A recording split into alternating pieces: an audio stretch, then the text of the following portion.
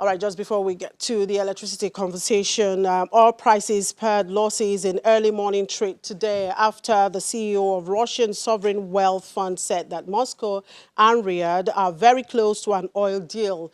International benchmark crude futures made a brief turnaround into positive territory, but were last trading 0.56% lower at $33.92 per barrel. U.S. crude futures also pared losses, but remained in negative territory, slipping 1.27% to $27.98 per barrel. Earlier, U.S. crude futures had fallen about 9% after a meeting between OPEC and its allies, initially scheduled for Monday, was delayed. The postponement stoked fears on Wall Street that a production cut might face hurdles. Oil surged last week. WTI and Brent are both coming off their best week on record as Saudi Arabia called a meeting between OPEC and its allies, signaling there could be progress on a production cut. The organization's March meeting ended with no deal after Russia rejected the 1.5 million barrels per day cut that Saudi Arabia had proposed in a bid to prop up falling oil prices as the coronavirus outbreak sapped demand. This kicked off a price war between the two powerhouse producers. The Monday meeting will now likely be held on Thursday after tensions between Saudi Arabia and Russia escalated on Friday. In the meantime, the executive arm of the federal government is asking the National Assembly for approval to establish a 500 billion naira COVID-19 intervention fund. The Minister of Finance, Budget and National Planning, Mrs. Zainab Ahmed, on Saturday met with the leadership of the National Assembly to intimate it with the proposal. The meeting was a follow-up to the one held last week, Wednesday, between the National Assembly leadership and members of the Presidential Committee, which was set up for the management of the COVID-19 crisis. All right, the Nigerian Electricity Regulatory Commission on Friday issued a continuity of service directive to all operators in the power sector, mandating them not to stop operations following the restriction of movements aimed at halting the spread of coronavirus. According to NEC, a Nigeria Electricity Supply Industry Situation Room has been constituted to drive the process, and the team is led by commissioners, top management staff of the commission, and the system operator. Nigeria Electricity Regulatory Commission last week postponed the scheduled increment in tariffs slated for April 1. Yet, the electricity sector is in dire need of critical reforms if much investments can be attracted to reposition the sector for superlative growth. Well, we'll have one of the directors at the EKEDC distribution company, Mr. George Itomi, join us via Skype. In the meantime, let's get to see what the market was like last week, and Temple Ashaju is here to tell us. Hello, Temple. Good morning. Good morning, Chimeze. Well, the market wasn't too good actually last week, in spite of the fact that we had a bit of profits taken by some smart investors in the market, those that have actually picked up low valuations when the numbers actually hits rock bottom at a point in time. For example, those that had Zenith Bank at about 10 naira 92 kobo some 3-4 weeks ago were able to actually sell. They had thought that things will move much faster than we saw it last week, but it didn't happen. So just to play safe, they actually found a way to take profit and exit. However, we haven't seen so much of bargain hunting in the market lately, and that's what actually informed the decline of 3.51% that we saw on the all-share index for the week. Of course, a week to date, it's 3.51% until we see a difference this morning. Equity capitalization also fell below the 11 trillion naira mark. Now we have it at 10.99 trillion naira. And with the uncertainties that we see in the system, it is likely to actually fall further. We know that there were several companies, so many companies actually ended in losses for the greater part of last week. And of course, that's impacted this performance that we have on screen right here. In terms of the volume of transactions, we did 1.534 billion units of shares last week alone. That's compared to some 1.4 billion that we did in the preceding week. If you look at the value of the transactions, we have 11.267 billion compared to 14 point something billion that we did in the preceding week. So we did a bit of a slide in terms of value for this figure last week alone. For the deals that we had was 18,928 for last week only. And of course, if you compare to what we did the previous week, it was 21,000 plus that we did in terms of deals. Of course, we know that things are not so good in the market. We continue to see some kind of a bearish performance. We do hope that with what we have from last week only, this week we should be able to see a bit of bargain hunting on some of the key companies that we have in the market. So take a look at what we have in the banking segment.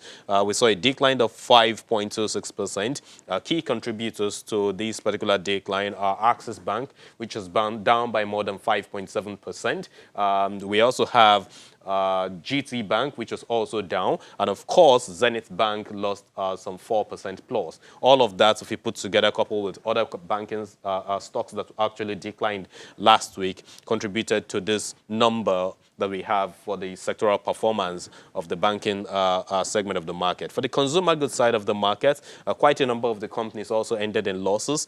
We have 3.93% decline for this sector as a whole. But the major loser in this segment happened to be Nigerian breweries, was down by 13.7% week on week. I think that's doing around some 24 naira right about now, if not less than that. And we know that Nigerian breweries, as we speak, is also launching its commercial paper today.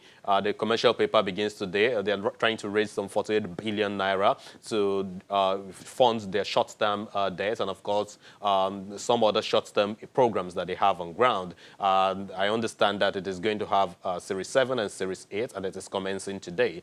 So perhaps we have some investors that are probably, taking out, having to sell down there so that they can key into the commercial side of things. Industrial goods segment of the market, we also saw declines there. Insurance segment of the market also experienced some declines, except for the oil and gas segment, where we saw O&O doing some 6% and, of course, 9% that we recorded against 11 PLC, which is to be Mobile Nigeria PLC. Chimazi. All right, Temple, just hold your thoughts there. I would get back to you, but let's talk about electricity. You were talking about the energy sector. I'm being joined here by one of the directors at Eco Distribution Company, Mr. George Itomi. Thank you very much for joining us, Mr. Itomi. Thank you, today. So going by the Continuity Service Directive to all operators in the power sector, how ready are the discos to ensure constant electricity supply at this time of lockdown? Now, the National Assembly had asked discos to give consumers power 2 months free. How practicable is that? Well, starting point again would be to generally commend all Nigerians for the part everyone is playing towards tackling this common enemy that we all have, the COVID-19 disease. On the part of the distribution companies, we had all met at our various locations and we're determined to give power within our capability to all our consumers. We've actually said that nobody should be disconnected long before the regulator asked us to do so. On our part, we're also kindly requesting for consumers to be responsible as well. We have many of our staff who will be out there in these very precarious times, fixing faults and generally answering to queries. They should kindly not be molested. They should not be exposed to any personal dangers. Many of our office workers are working from home, but the essential staff are on the road, ensuring that service delivery is met. Meanwhile, we, on our part, we are supporting them by ensuring that we stock up for them so they can feed their families during these very difficult times. We're also in touch with the Lagos State government, whom we're working with to ensure a seamless supply of electricity. As you know, Lagos is served by ECO and EKEDC Electric. So we also talk to ourselves as well to ensure that we step up the plate and play our own role. Now, on the question of the intention of the National Assembly to provide their request for free electricity for 2 months. We haven't received any order to that effect. We would not, in any case, be directly answerable to them. So perhaps any such intention, if it turns to law, will be communicated to us by the regulator. And if that is the case, we need to work out the fine modalities about how this can happen, because it's always, the devil is always in the details. When you say free electricity to everybody, we need to know where the revenue streams to support that will come from. For example, many discos have remittance obligations to the market. Those are already jeopardized by reason of the COVID-19 lockdown. Many of us who depend on our big hitters, who are the commercial customers, cannot rely on them at this time because many offices are closed. The big establishments, the hotels, banks, many of them are all working from home. So focus is on residential consumption. And because that's a totally different class of consumption, even though we'll be giving them more power, the revenue that's going to come through that consumption would not be enough to meet with the market obligations. So if you now say those should now be given out for free, then it's going to create a very, very, very big hole in the accounts of the discos. So perhaps as part of the stimulus package, the government will let us know how that gap will be filled. But I think in the desire to help Nigerians, we need to work out the fine details so we don't create more problems in trying to solve one. Now, my observation, actually, I noticed that there seemed to be some kind of improvement in power supply at, at homes, particularly. How come you are able to achieve this when it's always said that discos hurt power? Well, thank you for this, if it's a compliment. And it goes to the point we've been making all these years. It makes no sense for us to have electricity and not give it. The problem is that right now, the major competitors for power are not there. That is the commercial consumers. They're all at home. So we're able to divert that power to residential consumers, which is why we can give you power for prolonged hours, and barring any faults, it should be seamless. And just like you said, we've been getting commendations from many consumer groups. So what this tells me and you is that it's the inadequacy of power, and that comes from the generation end. I'm not blaming the Gencos, don't get me wrong, because it could be, like we saw in the last few weeks, lack of gas when they were maintaining the gas facilities. There wasn't enough gas to fire generating plants. So there wasn't enough power and all that. So as we move progressively to the next phase, and I'm sure by now you know also that the regulator has said no to tariff increase. But what many people have not seen in that order is that it also now says yes to a lot of the proposals we've given in the past, which is that discos should now engage with customer groups that are willing to pay the right price for power, make the investments that are necessary, and deliver power to these willing buyers, as we call them. We call it cost-reflective tariffs. The regulator calls it service-reflective tariff. By whatever name it goes, it doesn't matter. The principle here is that if we find consumer groups that are ready to pay the right price, then the investments will be made. And we're happy to do that. We'd already started that. And kudos at this point to Ikeja Electric, because through the Magodo scheme, they have shown that this can be done. So other discos will take a cue from that. And we're hoping that this will ease the liquidity crisis in the sector and attract further investments. And from now on, we should be looking at an upward trajectory in the power supply. I think we finally, if we're all faithful to this new directive, at least we can begin to see us finding a path towards steady electricity in this country. There is no gainsaying that we need that, especially in these difficult times, because the bigger problem, in my opinion, to coronavirus, after we overcome that, would be how the economy will respond to the consequence of the global consumption slowdown that has come. Electricity, petrol prices or oil prices are the lowest.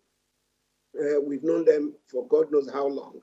So we've got to look inwards. Electricity still holds the key to the diversification of the economy. So if we can get steady electricity, then we know that all the MSMEs and co will crank into life. We will begin to get Nigerians working again, and we'll begin to look inward for all our solutions. We really, really need to win Nigerians and our economy out of this overdependence on crude oil.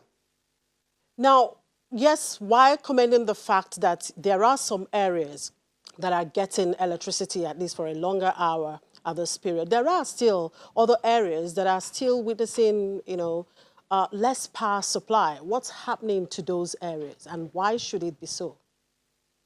It still all comes down to the volume that's available.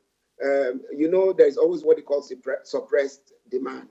Now that everybody is home, I'm sure by the time we total the numbers now, you'll find that the demand is actually more than even the electricity is available, notwithstanding the fact that our commercial consumers are not taking. So there will still be a measure of load shedding or allocations as we go along. It still, in the end, comes down to the volume of electricity that's available.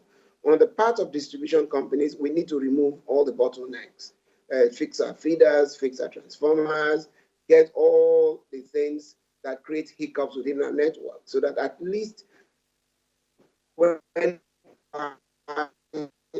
is available, and effectively, it's giving everybody an opportunity to sit down, to reflect, and then to begin to see how we can work as a team to get Nigeria going again. At the end of the day, we're in this together. Our common humanity will let us know that this is not a time to be blaming anybody for anything. We all have a responsibility to overcome this challenge. And then from that point, we don't look back anymore in our trajectory to become a viable country. All right, thank you very much, Mr. George Etomi, a director at Eco Distribution Company. Well, Temple Ashaju is still standing by to update us on the market last week. Temple, you were talking about the energy sector, right? Absolutely. So we saw a situation where the energy sector actually made some gains last week, just as Mr. George Etomi actually said earlier. And of course, as you referenced, we've seen a bit of improvement. That also references the fact that some of those companies, especially O&O, that are involved in the supply of gas to power and all that, have also been up to their task in that segment. So some investors actually checked the fact that these companies have a bit of performance at this point in time. And of course, the share price have actually fallen, hitting the floors so well, especially the like of O&O, which was around 2 Naira plus. So it was an opportunity for some investors to actually pick what they have on it. And that was one of the key reasons why we saw this positive sentiment on this sector. 11 PLC, which is Mobile, also did some good last week and contributed to the 2.33% rise that we saw in this segment of the market. Now, moving on to the unlisted securities end of the market, we've got no movement at all. We still have the NSI being NASD Securities Index, standing at 692.71. Of course, we all know that there's been so much of negative sentiment across the market, and so the NASD OTC is not left out. Now we have an unchanged performance last week. Of course, market capitalization was just 508.84 billion. If we look at the volume of transaction for this week, we had 8.95 million units. Of course, that represents some 77% decline compared to what the market did last week when it recorded some gains. The volume, we know that for last week only, we saw Lighthouse Financial Services contributing to what we have here, some 8-point-something million units of its shares. It looks like a cross-dealing because if you look at the number of deals, total here is 8, but out of those 8, we have 2 deals on Lighthouse Financial Services in particular. Well, if you look at the value of the transaction, the entire thing we we have was 13.92 million naira for last week, Monday to Friday. It explains what we saw on the CSCS and Friesland, Campina, Wamco, which are the three key companies, including Lighthouse Financial Services, that performed on this side of the markets last week. If we do a bit of the debt markets now, we'll see that for last week, we have a bit of a bullish sentiment on the bond side of things. Prices continue to change. We saw a situation where 27th of April 2023, which was priced at 105 naira, moved on up to 106 naira 30 kobo. And of course, NTB side of things experienced a bit of a mild performance, and OMO, in spite of the fact that FPIs continue to move out of the system, the local players continue to pick up the pieces on that side of the market. That's how we arrived at these numbers, Chimeze. Thank you very much, Temple. Well, we'll take a quick break, and when we come back, we'll do an opening call to London, as well as the debt and currency market.